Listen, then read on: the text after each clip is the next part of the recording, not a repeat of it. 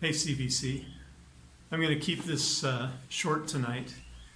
What's going on in our world? Do you know? Do you have a theory? I sometimes feel pretty dull in these matters. I'm not a geopolitical expert. I'm not a doctor. I'm not a scientist. I'm not smart enough, as some of you are, to follow the money.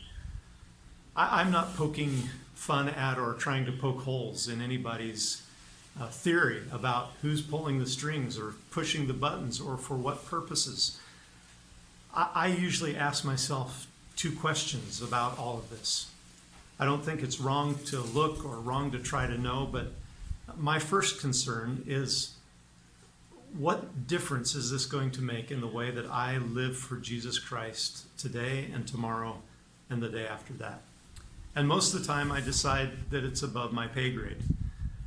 I want to read you, the other thing I wanted to do was read you a Christian perspective on world history. It's one of the most challenging passages I know in the scripture because it talks about the sovereignty of God in evil times and suffering. But it's also one of the most comforting if you take it to heart and believe what it says. This is from Acts chapter 2, verses 22 and following.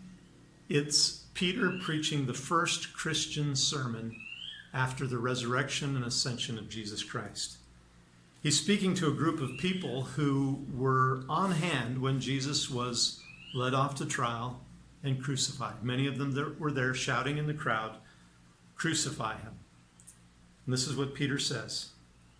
"Men of Israel, listen to this. Jesus of Nazareth was a man accredited by God to you by miracles, wonders, and signs, which God did among you through him, as you yourselves know.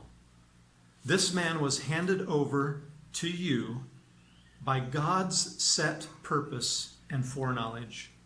And you, with the help of wicked men, put him to death by nailing him to the cross. But God raised him from the dead, freeing him from the agony of death, because it was impossible for death to keep its hold on him." Do you get what's going on in that passage?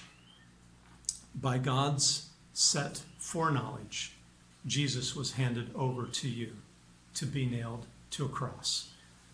That's what we mean when we say our God is sovereign. He knows the future, and he's controlling the way that events unfold. God was never out of control in Jesus' life. Both he, Jesus, God the Son, and God the Father knew before he came to the world what his mission was and how it was going to be accomplished, that he was going to have to die on that cross. And yet, at the same time, wicked men were working their own wicked will that they did freely. Now, that's a lot for 3.5 pounds of brain to put together. But God is in control in all situations in history. And what men intend for evil, what evil men intend for evil, what they do of their own free will, God's hands off, what they would choose to do for their purposes, their designs, their desires, God knows about and God uses.